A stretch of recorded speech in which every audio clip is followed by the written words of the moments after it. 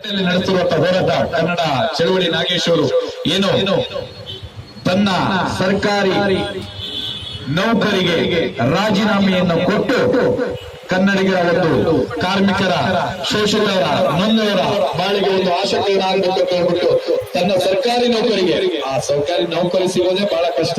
ಅದರಲ್ಲಿ ಅವ್ರು ಕೊಟ್ಟರು ಅಂದ ತಕ್ಷಣ ಬೇಜಾರಾಯ್ತು, ನಮಗೆಲ್ಲ ಸಿಕ್ಕಿದ್ರು ಕೊಡಲ್ಲ ಅನ್ನೋ ಮಟ್ಟ ನಮ್ದು.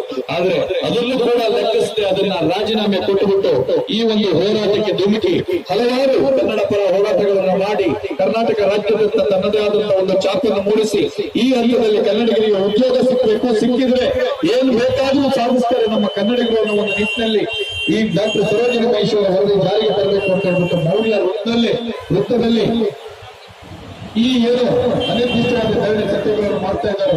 ಅದಕ್ಕೆ ಅಭಿಮಾನಿಗಳಿಂದ ಅವರಿಗೆ ಬಂದ ಕೊಡುಗೆ ಏನಂತ ಹೇಳಿದ್ರೆ, ಏನು ಅಣ್ಣಾಚಾರ್ಯರಲ್ಲಿ ಸತ್ಯಾಗ್ರಹಕ್ಕೆ ಕುಳಿತಿದ್ರು ಅದೇ ರೀತಿಯಲ್ಲಿ ಇಲ್ಲಿ ಕುಳಿತಕ್ಕಂಥ ಕರ್ನಾಟಕದ ಅಣ್ಣಾಚಾರ್ಯ ಬಿರುದನ್ನು ಕೂಡ ಅಭಿಮಾನಿಗಳು ಕೊಟ್ಟರು.